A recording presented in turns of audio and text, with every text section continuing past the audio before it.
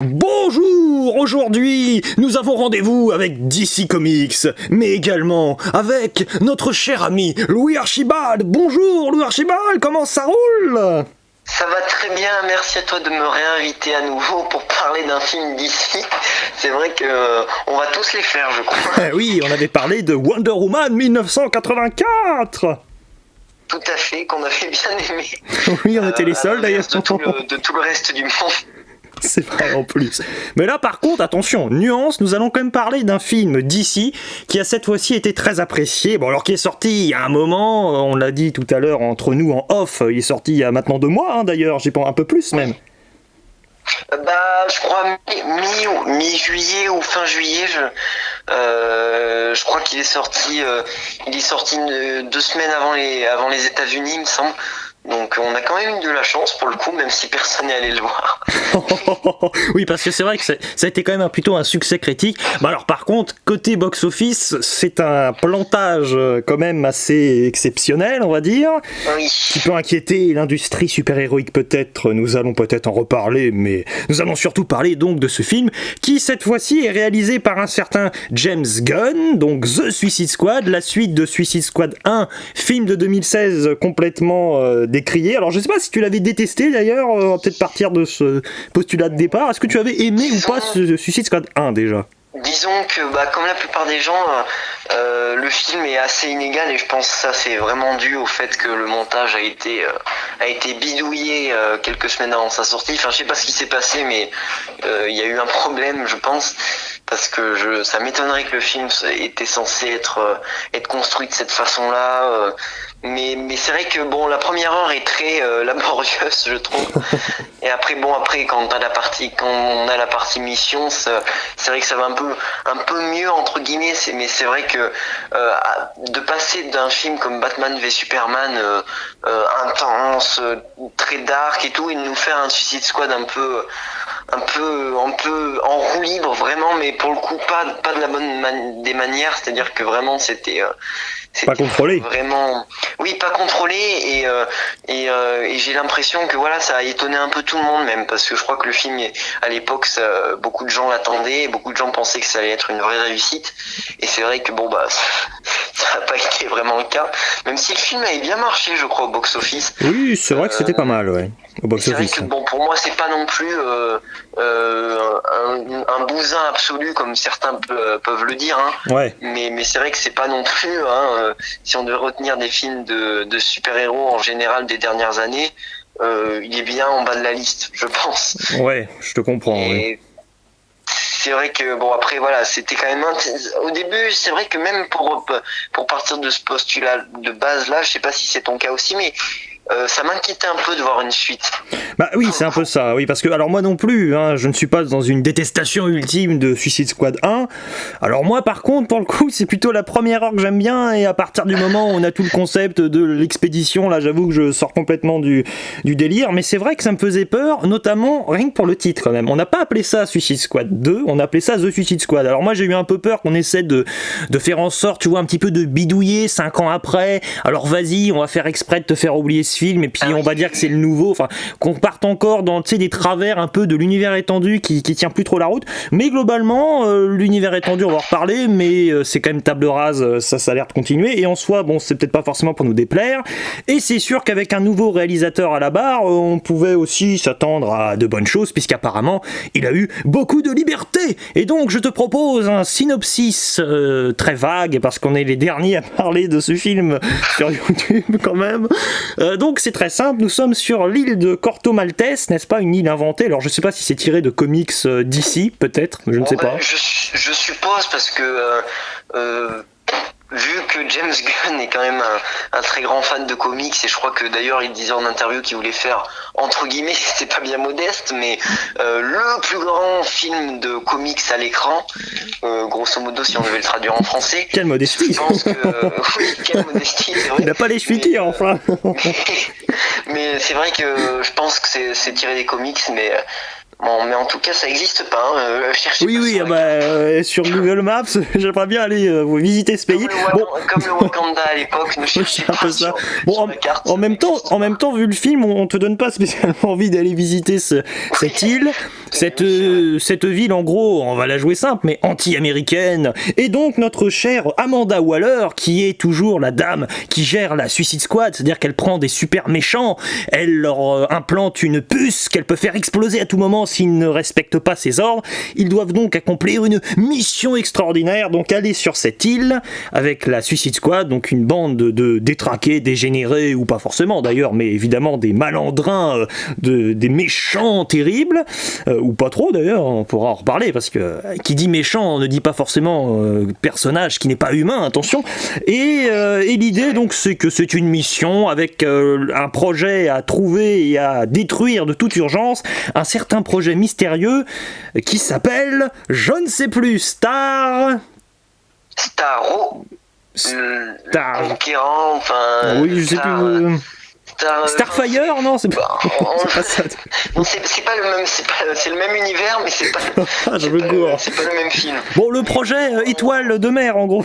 Oui, en tout cas, voilà, vous savez, si vous avez vu un peu des extraits, vous savez que c'est un truc qui vient de l'espace, mais on n'en dira pas plus, bien évidemment, mais voilà, grosso modo, oui, c'est le projet Starfish, je crois. Ah oui, c'est ça, oui, mais évidemment, mais oui, Starfish, voilà. Et donc, excusez-moi, mais j'ai mal fait mon travail, j'enchaîne immédiatement avec la demande suivante. Qu'as-tu pensé de ce film, cher au cinéma, Louis Archibald? Eh bien, bon, tu le sais déjà parce qu'on en parlait en off, mais c'est vrai que c'est un film qui m'a pas réconcilié avec l'univers d'ici, parce que j'avais quand même été agréablement surpris par Wonder Woman 1984, mais qui m'a réconcilié avec le concept de cette histoire et cet univers, entre guillemets, dans l'univers de cette franchise de Suicide Squad. Et c'est vrai que c'est un film qui va constamment jouer sur les attentes du spectateur. Bon, ça on est habitué parce que James Gunn le faisait déjà dans Les Gardiens de la Galaxie. Et, ouais. Et c'est vrai que voilà, c'est vrai que c'est toujours quelque chose qui est très bien, mais c'est vrai que ça propose un vrai blockbuster pour le coup, un vrai blockbuster d'été, un vrai gros film, avec des vraies grosses scènes d'action, avec un très bon casting, parce qu'il y a quand même des gens très connus dedans. Hein. Margot Robbie, John Cena. Oui, Idris Elba. Idris Elba, exact. Oui. Après, Stallone. Stallone, oui, qui a un très grand rôle. Très important et intellectuel, on précise. Oui, qui m'a mis les larmes. Une prestation incroyable. Non, mais plus sérieusement, c'est vraiment un film, je trouve, qui faisait du bien en cette période d'été. C'est un film, je pense, qui aurait pas pu sortir à un autre moment. Oui, tu le mets en plein automne, là, ça va un peu plomber l'ambiance. Oui, là. Ça fait un peu. Alors que là, voilà, ça pétait, c'est très coloré. Toutes les séquences ont toujours vraiment leur palette de couleurs. C'est toujours très nuancé, le récit est très fluide. Jusque dans les personnages et leurs caractéristiques de pouvoir, d'ailleurs. Tout à fait. C'est vrai, il y a même des scènes qui vont aller, sans trop spoiler, même si cette scène, je crois qu'on la voit un peu dans la bande-annonce et tout, mais il y a même des scènes qui rentrent, entre guillemets, dans la tête des personnages. Et on voit un peu le monde à travers leurs yeux. Il y a une scène avec Harley Quinn, bon, j'en dirai pas plus, mais on découvre un peu plus la folie de ce personnage. C'est intéressant, c'est la première fois justement peut-être qu'on rentre un peu dans son univers, justement, pas forcément paranoïaque, mais détraqué, disons. Tu as raison. Paranoïaque mais très coloré, c'est ça qui est drôle, qui fait le décalage. Mais c'est vrai que le film est très réussi, et je trouve qu'il arrive parfaitement à faire un très bon film d'anti-héros, parce que à aucun moment c'est des héros, c'est toujours, enfin, entre guillemets, hein, c'est des anti-héros, parce que à aucun moment ils vont faire comme dans le premier film, oh tu es ma meilleure amie, oh tu es bon, bien sûr il y aura des affinités entre certains personnages, bien évidemment, mais à aucun moment ça va être oh tu es de ma famille, tu es mon meilleur ami, machin. Ou quand bien même, excuse-moi, je me permets de te couper pour nuancer, ou quand bien même ça arrive pendant le film, disons que tu pars vraiment avec le postulat que ce sont des anti-héros, comme tu dis.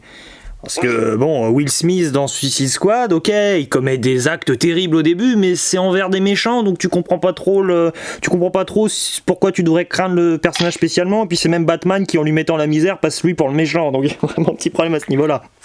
Petite parenthèse que je referme, je te laisse poursuivre. C'est vrai que là ça reste toujours peut-être pas des méchants non plus. Oui, parce qu'il y a quand même ce côté un peu bon, à part certains qui sont très méchants, on en parlera, mais voilà. Mais sinon, ça reste des personnages auxquels on arrive à s'attacher, même s'ils font des atrocités. Hein. Oui. C'est-à-dire que c'est censé être les personnages qu'on va suivre tout le film. Pendant tout le film, quand même, le but de leur mission, c'est quand même de dégommer des gens à chaque coin de rue. Ah oui, pas de quartier, hein. Voilà quoi, ils font vraiment leur truc. Donc même si tu les trouves attachants, voilà, il faut pas oublier qu'ils tuent des gens, qu'ils détruisent des bâtiments, enfin voilà quoi. Et puis même je trouve que les personnages sont bien écrits. Même le personnage de Idris Elba, quand on l'a vu arriver, on s'est dit ils vont nous refaire un Will Smith. Oui, c'est ça. Tu vois, surtout que rien que dans le nom du personnage, on avait Bloodshot avec Will Smith et là on a Bloodsport. Bloodsport, oui. Même si, bon, c'est beaucoup plus classe, je trouve, c'est la manière dont il a ses armes et tout, ça fait très high-tech, c'est vraiment sympa. Je t'avoue qu'il m'a fallu 1 heure du film pour comprendre que c'était pas Bloodshot et donc un nouveau personnage, quand même, malgré tout. Ah oui, ok. Oui, mais il y a quand même des ressemblances, tu vois, avec la fille, il y a tout un parallèle, bon, qui est différent, mais... C'est vrai que même la fille, voilà, c'est vrai que là, dans le film, dans le premier film, c'était Will Smith, il était là avec sa fille, tout pour la protéger. Là, Idris Elba, il y a une scène au début du film où il s'insulte avec sa fille. C'est ça. Pendant 2 minutes, où il se hurle dessus. Et c'est vrai que même les relations sont bien faites, mais en tout cas, voilà. Je vais peut-être pas m'étaler encore plus, je vais en garder un peu pour la suite. Et puis, il ne me reste plus qu'à te demander, qu'en as-tu pensé ? Eh bien, moi aussi, j'ai beaucoup apprécié ce film, et c'est vrai que depuis, de toute façon... Ah oui, c'est vrai, hein, depuis quelques années, depuis quelques temps, les films du DCU, ou de DC, hein, tout simplement, me parviennent vraiment à me conquérir, mais particulièrement. Et celui-ci, je suis d'accord avec toi, il est haut en couleur, en soi, c'est un film estival, c'est clair. C'est un film qui donne une énergie, vraiment, qui respire vraiment d'une vivacité. C'est un film un peu foufou, c'est vrai, qui aime bien en même temps se secouer un peu les puces. C'est-à-dire que là où un scénario, mais alors complètement programmé, pourrait être appliqué, il va essayer de te surprendre. Alors même si, bon, moi je l'avoue, hein, surtout sur les 15-20 premières minutes de film, les retournements de situation, je les vois un peu trop venir.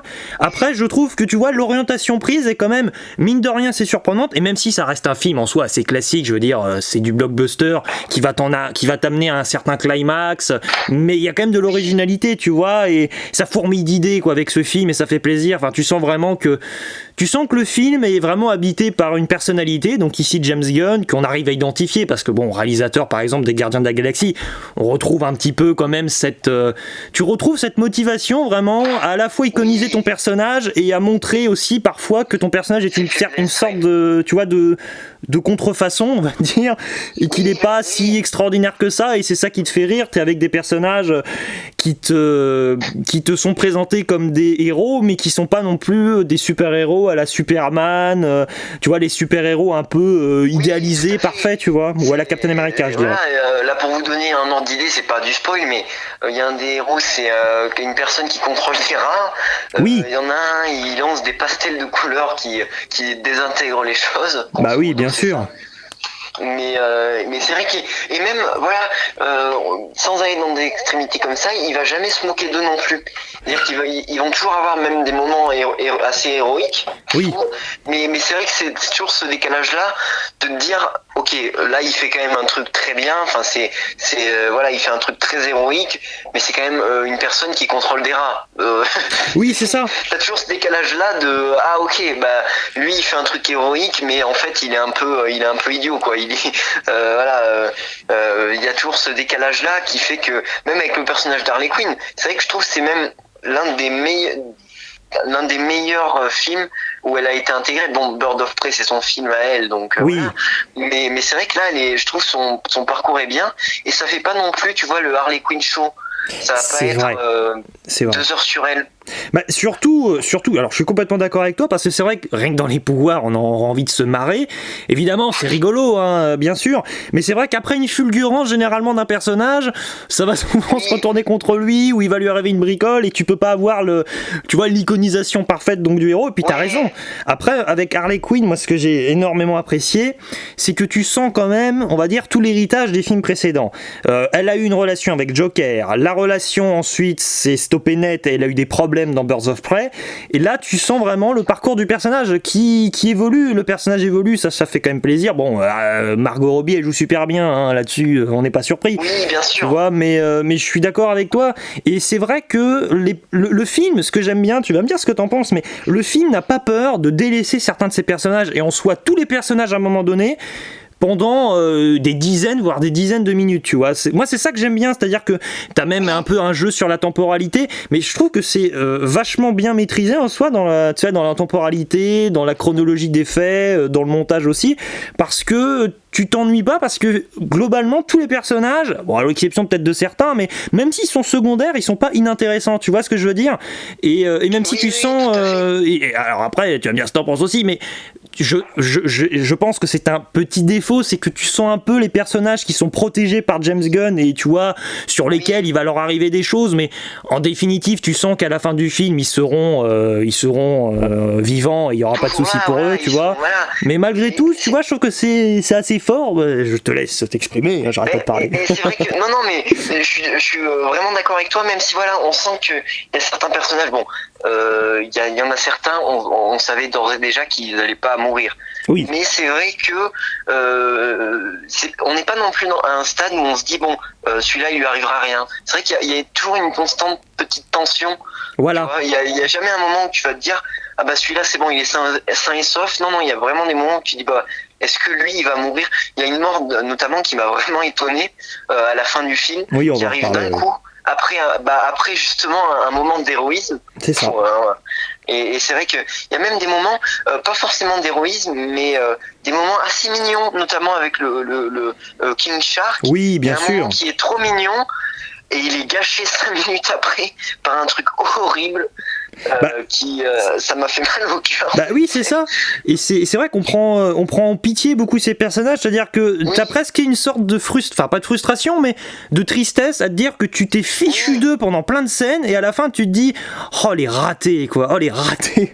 Mais tu pouvais pas t'y attendre parce que t'aurais été à leur place, dans la même configuration, t'aurais sûrement agi de la même manière, tu vois, si t'étais à leur place. Donc voilà, et puis... c'est spécial, alors qu'ils sont quand même complètement barrés. Faut le préciser, oui, voilà, les personnages, il y en a qui sont vraiment tarés, il y en a qui c'est pas de leur faute. Il y en a un qui a un petit souci entre guillemets, c'est-à-dire qu'il voit pas le monde comme nous. Bah oui, c'est ça. Un peu, voilà. Ils ont des traumatismes en soi, c'est ça qui est. Oui, c'est ça qui est prenant. Qui est fort aussi, mais c'est vrai qu'il y a les personnages sont et même les personnages qui sont en fait ce que j'aime aussi beaucoup avec le film, c'est que ça va pas être des héros, pour revenir un peu à ce que j'ai dit avant, des héros intouchables. C'est-à-dire que ça reste quand même des êtres humains. Oui. Et bon, malgré certains qui ont des pouvoirs un peu surnaturels, enfin entre guillemets, celui qui lance des trucs, bon il y en a, ils ont des rayons magnétiques. Oui, puis il y en a qui sont quasiment immortels, hein. Tu comprends quand même. Mais bon, voilà, mais c'est vrai qu'il y a toujours ce côté-là de s'il y a un hélicoptère qui explose à côté d'eux, ils survivront pas. C'est ça. Parce que, voilà, ils sont à côté d'un hélicoptère, s'ils sautent d'un bâtiment, s'ils se rattrapent pas, ils s'écrasent comme des crêpes et ça ira pas. Surtout que tu as raison, et ça c'est alimenté par la folie du réalisateur, parce que tu mets pas James Gunn à la barre et tu mets un autre réalisateur qui va pas chercher vraiment à te surprendre potentiellement à tout moment, quitte à briser net le rythme du film, quitte à changer de scène sans que tu t'y attendes.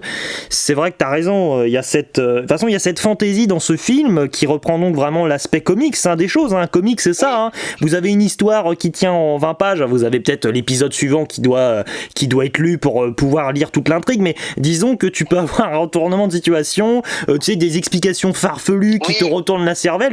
C'est vraiment l'aspect comics qu'on retrouve pour moi dans ce film, qui est donc, je sais pas ce que t'en penses, mais une excellente adaptation dans le sens où tu prends vraiment du plaisir avec une certaine profondeur à suivre des personnages, et en même temps tu comprends à quel point quand même James Gunn, j'avais entendu dire qu'il avait vraiment lu des comics, ça se sent quoi, le gars dans l'Iconoclast l'iconographie dans les images, dans certains plans, dans la photographie avec l'équipe de film avec laquelle il a bossé, tu sens vraiment que le travail est vraiment mais super bien léché, hein, franchement. Tu vois, c'est sûr que il y a des scènes, par exemple, c'est pas un spoil non plus, mais la scène où tu sais ils arrivent à la base avant la grosse bataille finale. Oui. Où il va y avoir le truc qu'ils vont devoir venir chercher. Et ben il y a une scène où il y a de la pluie qui tombe. Bon, ça sert que pour cette scène, mais c'est vrai que c'est très beau, c'est magnifique, la photographie est vraiment, et ça fait très, il y a jamais une couleur qui est en trop. C'est vrai que rien ne dénote.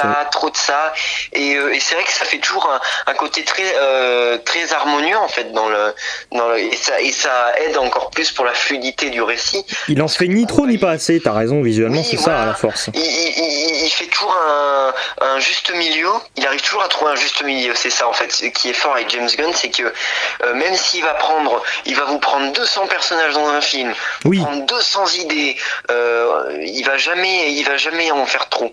Mais c'est vrai que de toute façon James Gunn, je prends conscience de cela parce que c'est vrai qu'on en parle et tu as raison. En soi, j'ai même envie de dire que c'est assez rare, mais avec ce réalisateur, plus tu lui mets de personnages, mieux c'est, parce qu'il arrive à les alimenter entre eux. Et je sais pas ce que t'en penses, mais en soi, il prend pas vraiment l'arc narratif d'un personnage, il prend l'arc narratif de tout un groupe sans laisser sur le carreau. S'il y en a un il y en a sûrement évidemment dans le lot, hein, qui reste sur le carreau pour contribuer à la blague. Mais en définitive, tu sens quand même que tu pars du point A et t'arrives quand même à un point B, quoi. C'est pas un délire complètement dégénératif qui te mène nulle part non plus, hein, précisément. C'est vrai, c'est-à-dire que bon, forcément il y a des personnages qui sont un peu plus en retrait que d'autres, mais à aucun moment tu vas te dire bah celui-là je l'ai pas vu assez. C'est ça, celui-là, je l'ai trop vu. À aucun moment ça va être d'ailleurs ce que j'aime bien et ce qui se fait de plus en plus rare dans les gros blockbusters, même si bon certains diront que le personnage de Idris Elba est un peu le personnage principal, c'est que là j'ai vraiment pas l'impression qu'il y ait forcément un seul personnage principal ou deux personnages principaux.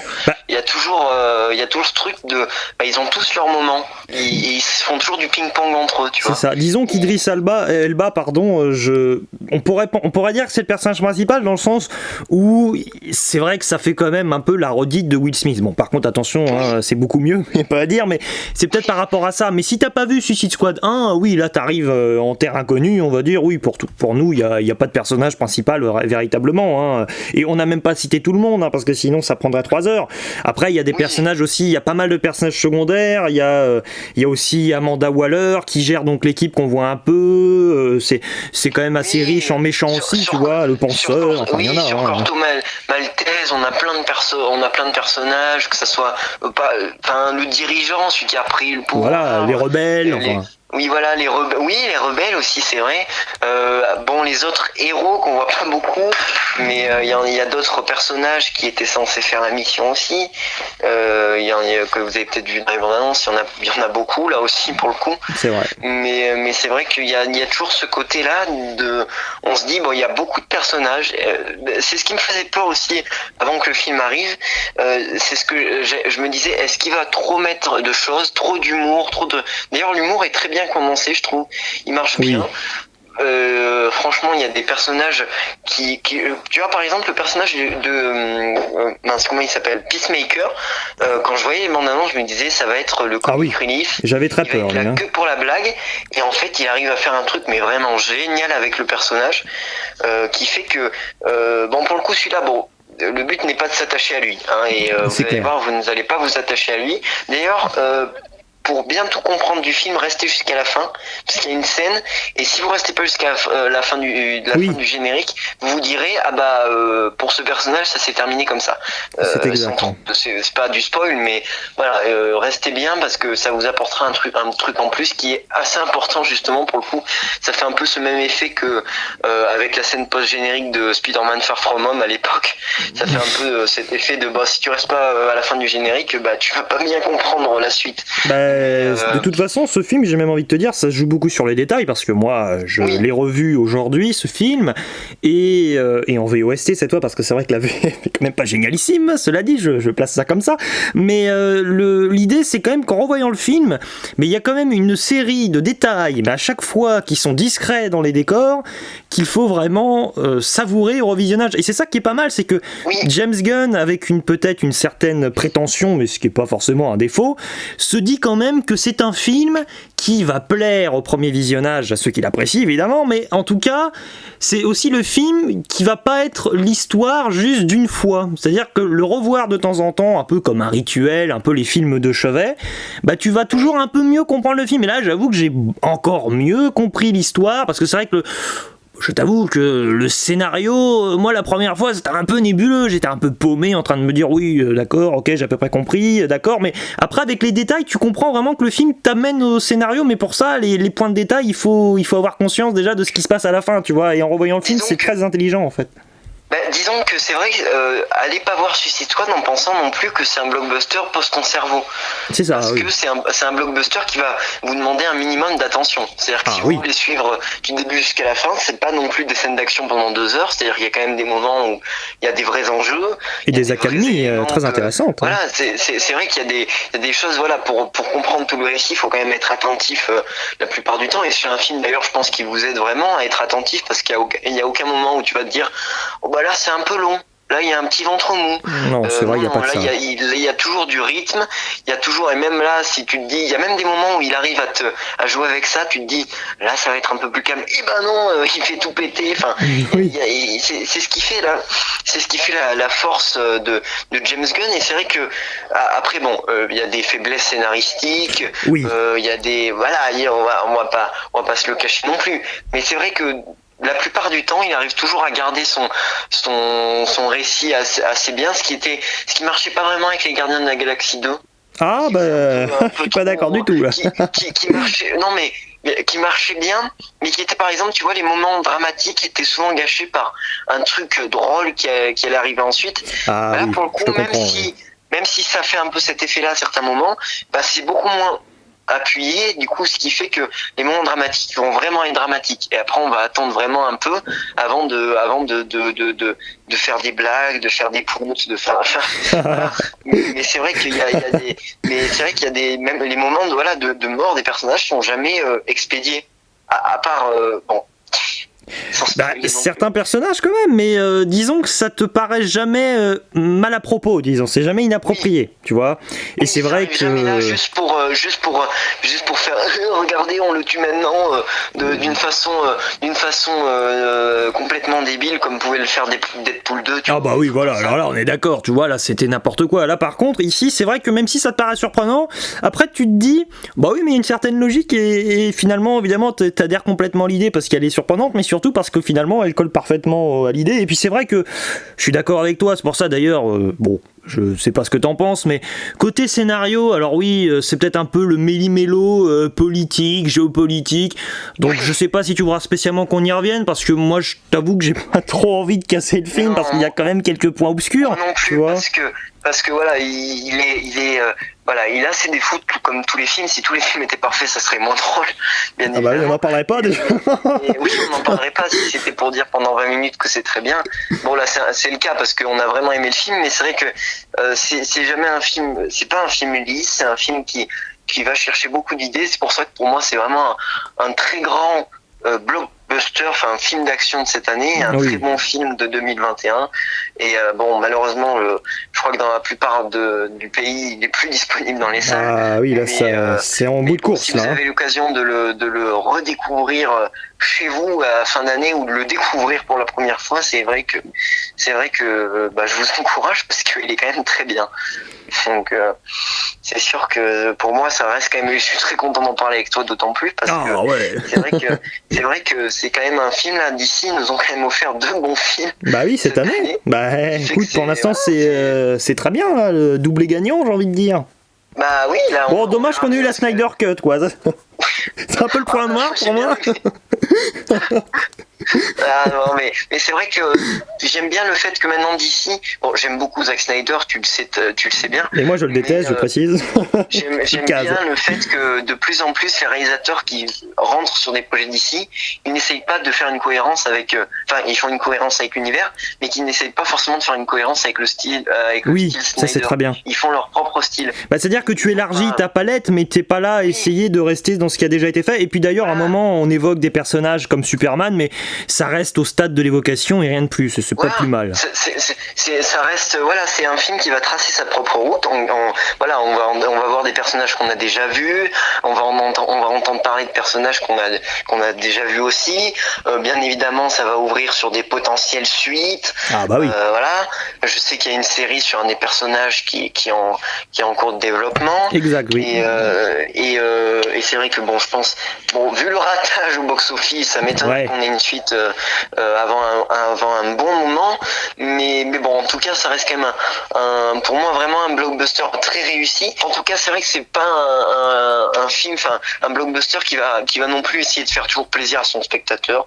C'est un blockbuster qui va faire sa part des choses, qui va tracer sa propre ligne. C'est ça. Qui, voilà, si vous adhérez au concept, tant mieux pour vous. Si vous y adhérez pas, et bah voilà, c'est pas dramatique non plus. Hein. On peut ne pas aimer un film, mais c'est vrai que c'est quand même un film que je vous recommande, moi. Oui, c'est vrai. Bon, là, je sais pas ce que t'en penses, mais on est déjà un peu dans la conclusion, donc je suis renchéri un peu, je me permets, parce qu'au final, il n'y a pas vraiment de zone spoiler, si ce n'est qu'on va en arriver à casser des points du film. C'est pas trop l'objectif, quand même. Oui.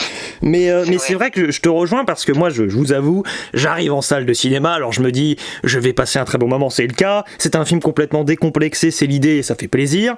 Mais je me suis dit, bon, à part rigoler, je m'attends quand même pas à grand chose d'autre. C'est ce qui est déjà très bien de rigoler, attention, il n'y a pas de souci là-dessus. J'adore les comédies. Mais alors à un moment, moi je t'avoue, pendant le film, au bout d'une heure, 1h10, j'ai été momentanément, pendant quelques secondes, déprimé par le film parce qu'il arrive quand même avec son propos à être parfois vraiment, mais assez puissant, tu vois. Et à la fin du film, malgré tout, bon, t'as une conclusion, mais c'est pas non plus, tu vois, la fin des plus heureuses. Et quand tu remets en perspective tout le concept que tu connais depuis Suicide Squad de 2016, je me suis vraiment dit que c'est vrai que c'est super fun, hein, la Suicide Squad, tout ça. Et je me suis en même temps vraiment posé, tu vois, pendant quelques secondes pendant le film, et même à la fin du film, après le générique, et j'étais, tu vois, momentanément vraiment déprimé, en train de me dire, ah la vache, mais la vie est moche, quoi, dans cet univers pour ces personnages, quoi, c'est horrible, quoi, tu vois. Et on est content d'être dans notre monde à nous, presque, tu vois. Je sais pas ce que t'en penses, mais j'ai vraiment ressenti ça, moi, pendant ce film. Ce qui m'a surpris, en soi, je m'attendais pas à ça. Hein. C'est vrai, il y a un vrai côté mélancolique derrière la comédie. Il y a un vrai côté... voilà, c'est des criminels, bon, ils ont fait des trucs peut-être horribles, on n'en sait pas plus pour le coup. À part pour certains, quelques-uns, on a quelques petites infos. Sûr, bon. On sait que on a des petites infos, voilà.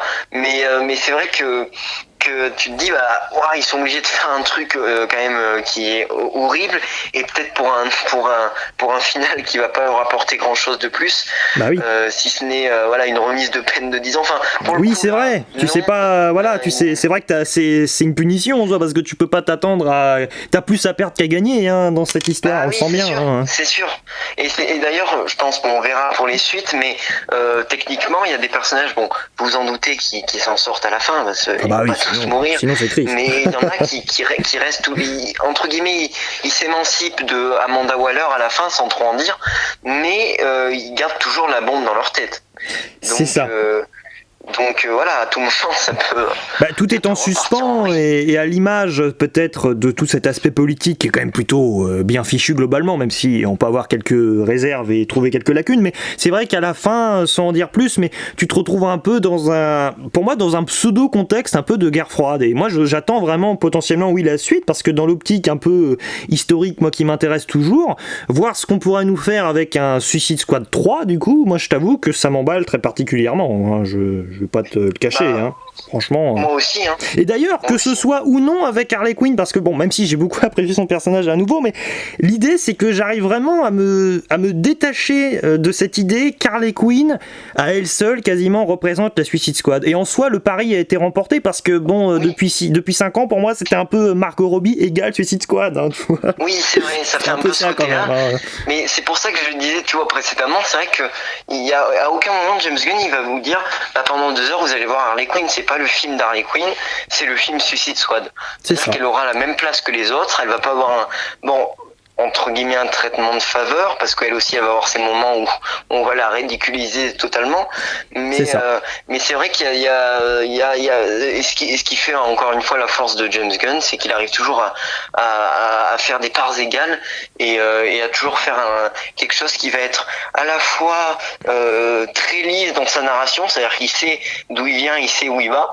Oui. Il va dérouler tout son récit. Bon, après ça part dans tous les sens, mais il y a toujours ce point A jusqu'à ce point B. Oui. Et c'est vrai que en tout cas pour moi c'est vraiment, je trouve presque un accomplissement pour lui. Ah C'est vrai oui. que ça fait un peu film somme, j'ai l'impression presque.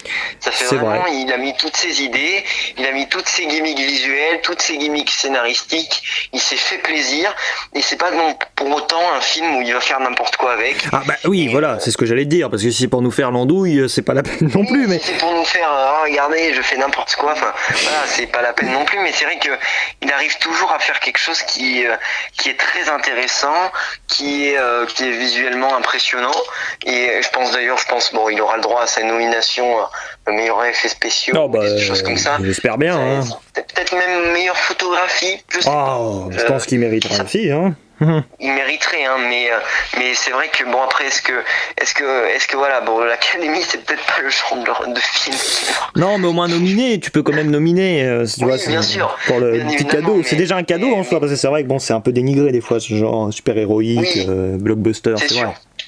Mais bon, ouais, on a bien donné un Oscar de meilleurs effets spéciaux à Tenet, alors après tout, hein, tout est Et possible. puis le premier Suicide Squad avait bien eu meilleur maquillage, hein, donc. Ah ouais, bah voilà, bon, donc c'est n'importe quoi, donc on peut se faire plaisir. Non, mais c'est vrai que je suis d'accord avec toi. Et sur le pied d'égalité entre les personnages aussi, même si évidemment on n'a pas calculé, on n'a pas sorti le chronomètre pour dire oh là là, mais ce personnage a plus de temps de parole que lui, on le voit plus en action. Évidemment, il y a une inégalité sur ce point-là, mais l'égalité, c'est que ces personnages, à chaque fois, James Gunn, sont tous plus ou moins insaisissables. Et c'est sur cette ligne directrice que le film repose en soi, hein, tu vois, quand même. Oui, c'est vrai. Et c'est vrai que c'est pour ça que ça fait. C'est un film, il va jamais. C'est un film de personnages, de toute façon. Oui, c'est très important les voilà. personnages, c'est ce qui est le plus important. C'est très, non mais bien évidemment, mais c'est vrai que c'est jamais un film qui va être. C'est à la fois quelque chose de très fou et tout, mais c'est toujours quelque chose qui va toujours se recentrer sur ces personnages.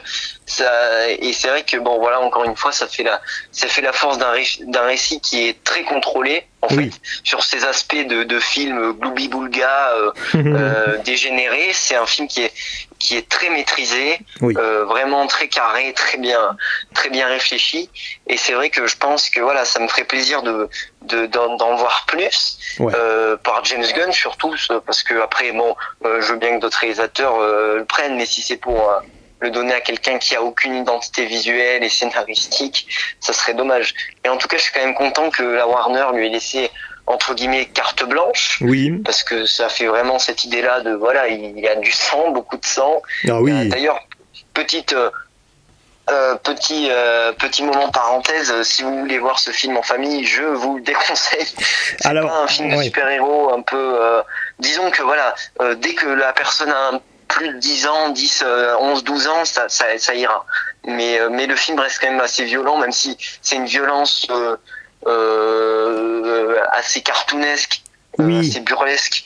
Mais c'est vrai que voilà, il y a quand même du sang un peu, donc voilà, c'était le petit moment parenthèse. Mais non, mais tu as raison, parce que c'est vrai que même si je pense qu'un Birds of Prey, par exemple, on en a parlé en off juste avant, qui soit interdit par exemple aux moins de 12 ans en France, ça prend plus son sens parce qu'il y a des scènes qui sont assez terribles et plus réalistes et plus terre à terre. Alors qu'ici, évidemment, il ne faut pas montrer ça à un gamin de 5 ans, ça c'est clair, mais tu comprends quand même que c'est tout sauf réaliste spécialement, hein, ça c'est sûr. Hein. C'est pas Christopher Nolan à la réal, là. Non, là c'est vraiment, voilà, c'est pas lui. Hein. C'est quelque chose de très burlesque, mais voilà, je tenais quand même à le faire parce que il y a des petits éclats de sang par-ci par-là. Non mais t'as raison. c'est très jouissif, hein, c'est vrai que c'est... Mais voilà, c'est très... notre côté grand gosse, ça. Ah, du sang. C'est le côté très visuel de James Gunn, hein, c'est le côté très visuel de James Gunn. Bah ça fait vraiment Deadpool, mais moi comme je suis fâché avec Deadpool depuis Deadpool 2, je t'avoue que ça fait plaisir de se sentir réconcilié avec le gore un peu dans les super-héros, tu vois. Oui, mais c'est vrai que ça fait un peu cette idée-là de James Gunn, si t'es un peu sensible, il s'en fout. Il y a un truc il y a un membre qui il va même jouer là-dessus, carrément. Il va te le montrer face caméra. Il va pas s'amuser à te le cacher derrière un arbre.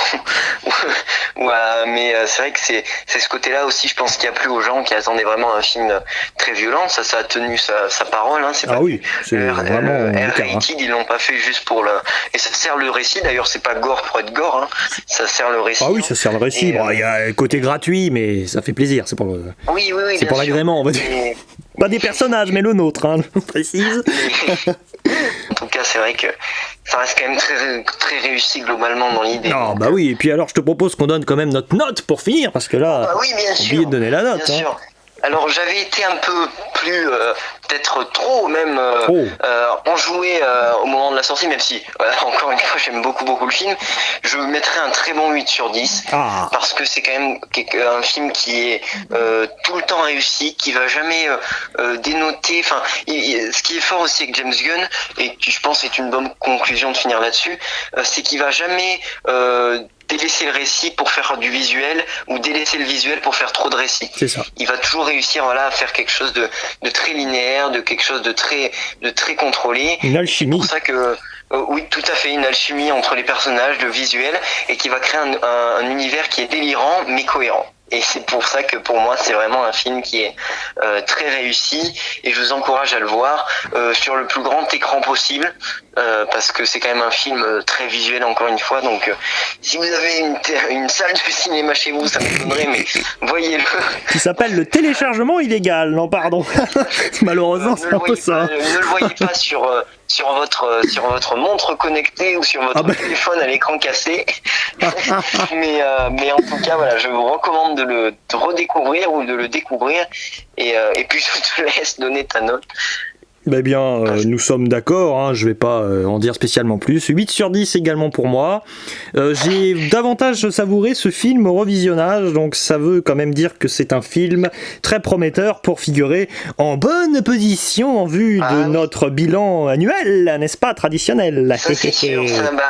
D'ailleurs, sans le cacher, pour moi c'est le meilleur film de super-héros de l'année pour l'instant, pour moi clairement. Bon, moi j'ai beaucoup aimé Black Widow aussi, mais... Oui, je sais que tu as beaucoup aimé Black Widow, mais franchement pour moi Shang-Chi et The Suicide Squad sont très réussis, et c'est vrai que Suicide Squad est peut-être même un des meilleurs films blockbusters de cette saison estivale. Et l'un des meilleurs films du DCU selon moi, je tiens à préciser, à mon avis c'est dans mon top 2, moi personnellement. On est d'accord, moi aussi, très clairement il est très réussi, mais en tout cas voilà, c'était un plaisir d'en parler à tes côtés. C'est vrai que pour une fois on est bien d'accord sur un C'est vrai, et dithyrambique, alors on va pas se plaindre. Oui, on va pas se plaindre, ça fait... Parce que si pour casser un film et être d'accord, bon, un petit peu triste quand même. C'est vrai que la dernière fois qu'on était aussi dithyrambique, c'était sur Pinocchio, donc ça fait plaisir de reparler d'un film.